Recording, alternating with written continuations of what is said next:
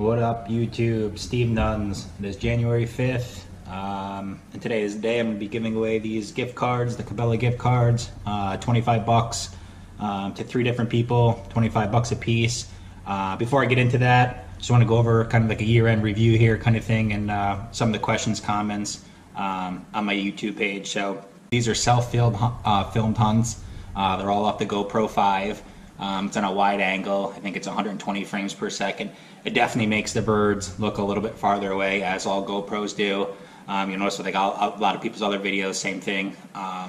So sometimes if you guys think those birds are out there just a little bit, they're actually not. Most of our birds are usually 15 to 30 yards. We do shoot sometimes a little over, to 40 yards, but typically don't go past that. So for some of the, people think that some of the birds are out there a little bit. They're actually not as far as you think they are, and that's just kind of the GoPro. My channel's definitely growing, which is awesome. I appreciate it, but remember, I'm not trying to benefit anything from this. So to me, it really doesn't matter if I have 5 subscribers, 500 or 1,000, 5,000 views or 4,000 views. It's not a big deal to me. A lot of these hunts are filmed just so me and my buddies can watch them and kind of learn from them. We go over these videos quite a bit, and we can see, if someone's sticking their head out, if someone's not shooting their lane, how the birds were acting, and things. So we try to learn off our own videos. So it's not just putting these videos out to try to make it look like we're pros by any means, because that's not the case. We're just, for most part, want to show people. I'm glad that people watch them, enjoy them. I'm glad a lot more people are watching them, but at the end of the day, it's more for us than you guys for the most part. And obviously with, the more people that watch, you're going to get the YouTube critics for sure, which I'm expecting. You're going to get the haters. Jealousy does a good thing. Also, you're going to get the antis watching it. Just to do downvotes or whatever, which is fine. I expect all that stuff, but it doesn't matter to me. There's hunts that aren't super great, but with the whole dislike thing, I might get rid of that next year. The whole like thing, it kind of reminds me of like Facebook. I don't need to have 50 likes to feel better about the hunt. I think with the dislike, it's almost easy just to do it just because people don't like one thing about the hunt. So I'm probably going to disable the whole like and dislike thing option for next year. And I just kind of think it's a little cheesy. If there's something you don't like about it, comment, and I'll go over it, because there's reasons why we do certain things. So it is what it is. Like I said, and you guys are probably thinking, oh, if it doesn't bother you, then why does it make a difference? But like I said, I'm not a 20-year-old girl that has to post a picture every day to get 20 likes to feel better about themselves. That's not the case. I appreciate that you guys like it, but at the end of the day, it really doesn't matter to me all that much. So I'll just go over a couple of things. Like our groups do not shoot group limits. I know that becomes the norm with a lot of people, but the law states 3 birds per man per day, so that's usually what we try to stick to. I know that's obviously not ideal, and some people are just so used to seeing big wads of birds coming in, 6 guys shooting up, doing rainouts. If that's stuff you're looking for, that's not us. That's not our channel. It's not going to happen. We're pretty particular about our shots. We want to make ethical shots. So if that means shooting into more groups, so a guy on the left fills his limit, then so be it. But we want good shots. Just because you have 3 shots in your gun doesn't mean you have to pull the trigger 3 times on every flock. Because what happens, you push a shot, cripple a bird, you send them down the road, down the field, you got to go out and chase them down. More birds are coming, and it just hurts you. So just because you have 3 shells in your gun and there's few geese, it doesn't mean that you have to shoot all 3 times. So you'll see us being very picky about our shots, trying to make sure everybody gets their own 3 birds. I'm not looking to drive an hour to hunt with my buddies to watch them pile birds. They're not out there freezing their butt off helping me set up decoys for me to shoot all the birds. So I know that's the norm, and I know with the guides and stuff it's a norm, but we're not doing group limits. We try to do 3 birds a piece per man, and if it costs us shooting into a couple extra groups, then so be it. That's how it's going to go down. But if you shoot birds and you see them sail into the woods, that bird goes towards your limit. I know that sucks, but if you can't retrieve that bird, you can't find it, and you see it go down, it counts towards your limit. I know a lot of people don't really do that, and it's kind of not enforced that much, but that is the law. If you shoot a bird, you see it go down, that's supposed to go towards your limit. So kind of brings us to the next thing, is like educating birds. I know a lot of people are like, oh, you shoot into big groups and educating birds. Just hunting alone educates birds. Birds coming into your spread, flaring off, they're getting educated. Whether you shoot 1, 2, 3, 5 birds out of the flock, they're getting educated. Whether you let that flock land, walk around the decoys, kick them up, they're getting educated. There's no way you're going to hunt birds, geese, ducks, whatever, and not educate them. That's the whole deal. So they're not stupid. You know, you shoot into one group and there's a group 20, 50 yards out behind them, you're going to educate. You know, we try not to shoot into giant flocks, but it's not a perfect scenario here. We can't always have 4 guys with 4 birds coming perfectly across and everyone shoots one. You know, there's times where we'll let a couple birds land, wait for the bigger group, shoot into that, and sometimes we're not ready, you know, willing to risk the bigger group, and we'll shoot the ones that come in. So there's reasons why we sometimes let birds get a free pass, come in for the bigger group, and sometimes we're not going to take the chance, especially late season. We're going to shoot what we can.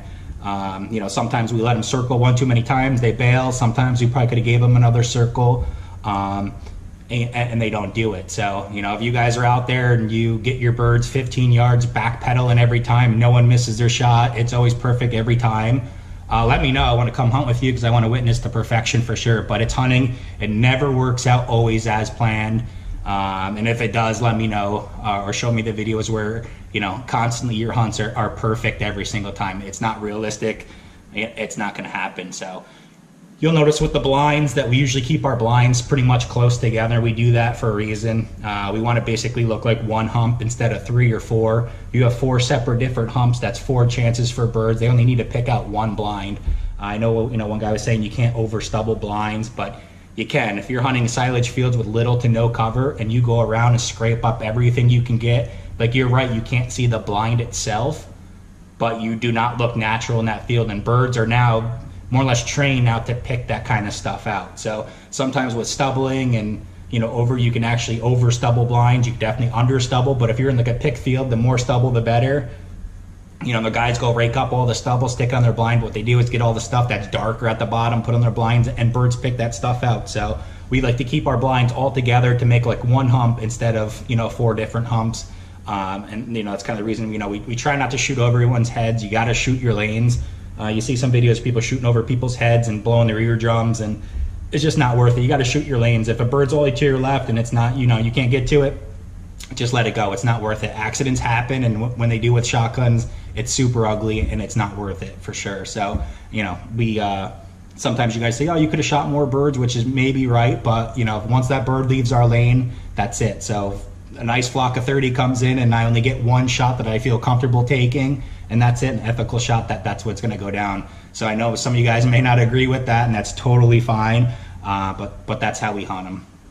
As far as like calling is, you can see in some of my videos, we don't call a lot. I think you can actually do more damage than good with over calling. So there's a lot of times where I'm just doing clucks, honks, and little murmurs, whether they can hear or not. I'd much rather do a little bit of calling compared to blowing huge contest routines and blowing the birds out. I've definitely overcalled before for sure, and birds knew what's up and bailed. But I think you can't really hurt, you know, doing some undercalling, just the basic stuff, a little confident stuff coming in. And some of these late season hunts we're not calling at all. These birds are hungry. They want to be where the birds are, the decoys are. So there's not much that you have to do to get them to commit for sure. So late season, we're typically running a lot of decoys. Like that last video was like 200 plus. We want to make it look like that's where the birds are. Even if their birds haven't been in that field, if you're under them, that's half the battle. 3/4 of the battle is just being under them or near them. But when it gets late season and there's snow on the ground, the birds are hungry. Even these smart late season Canadas, they get pretty stupid when they get hungry. It's kind of like a deer in the rut. That's when they make mistakes. They start chasing, and that's, you know, you can be the smartest deer in the world, but once you get on the rut, that's when they make mistakes. Same thing with geese. I don't care how pressured they are, how smart they are. When they're hungry, it's the instincts. They're seeing the decoys in, they want to come in, and they usually do it pretty good. So we usually ease up on the calling for sure. So usually just the basic stuff. I did buy the DSDs this year. Some people ask why I'm not using certain decoys, but you know, each of us, I think there's 3 or 4 guys that each have their own trailer. Everyone has usually 100 plus decoys, 200 decoys, so we kind of just rotate everyone's spread. So, you know, some guys' trailers not just sitting in the driveway all year.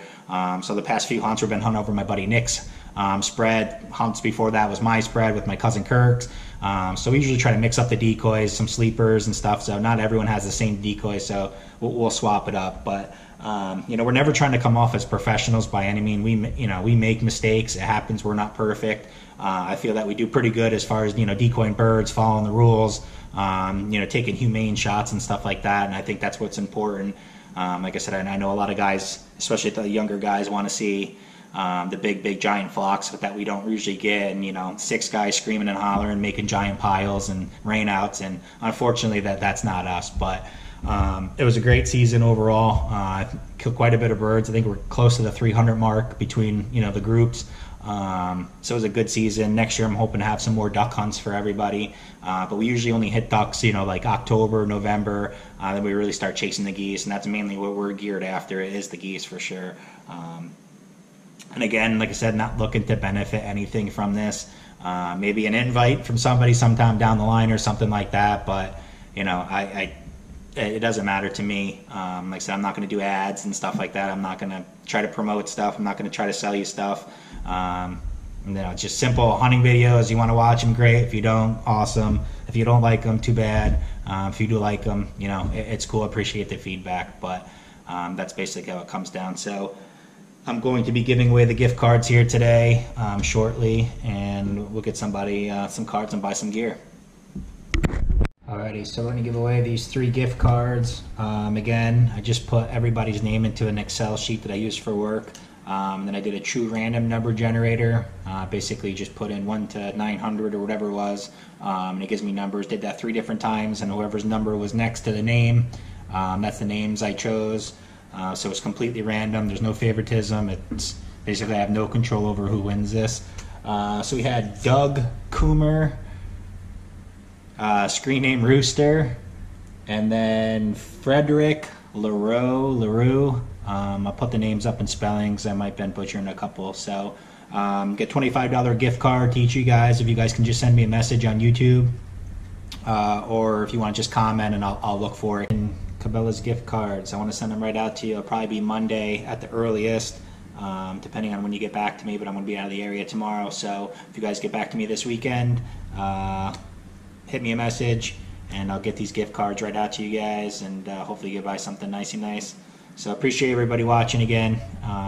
It's been cool for sure. So like I said, this is probably the last giveaway for this season, but next year, to start it off, I got something super cool that if anyone wants to film their own videos, they're going to definitely want to stay tuned for this. So it'll probably be like late August, early September before I do it again, but the first one's going to be pretty sweet, so you don't want to miss out. Thanks again for watching.